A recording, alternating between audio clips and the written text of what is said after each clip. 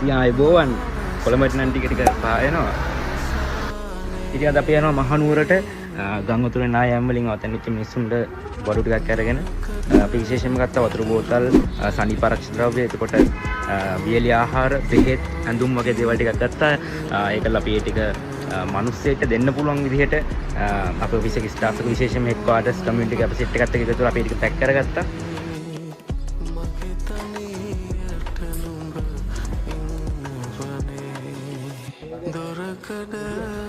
එහෙනම් කොළඹ ඉඳන් මාතරත් එක්ක වලට ඕනේ හැම දෙයක්ම යාදරේ අරන් අපි එනවා මහනුවරට.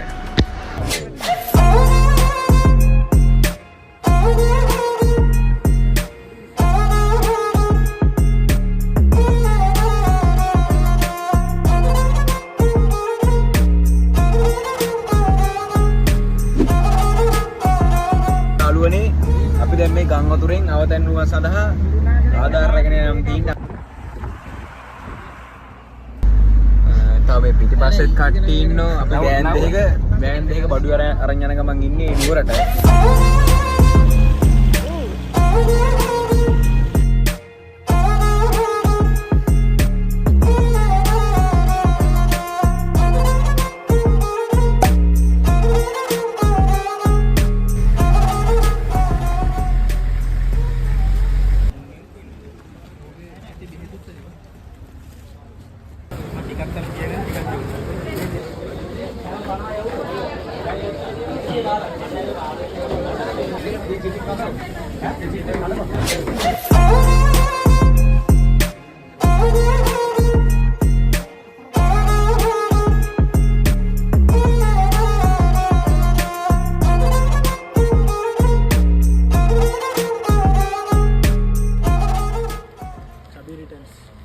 ඉතින් අපි ඇවිල්ලා ඉන්නේ අන්තිම අපේ නැවතුම්පල ගම්පල පොලිසිය.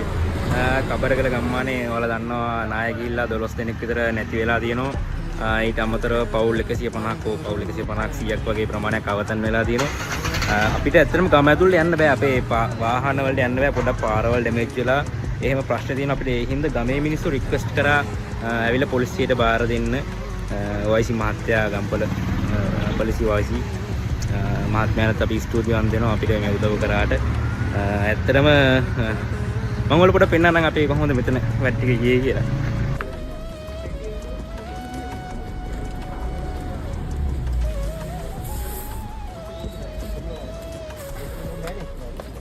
ඒ වගේම විශේෂයෙන් ස්තුති කරන්න ඕනේ මේ වැඩේ තනියෙන් අපි කරපු වැඩක් නෙවෙයි. මේක අපි ගෲප් එකක් එකතු වෙලා කරපු වැඩක්.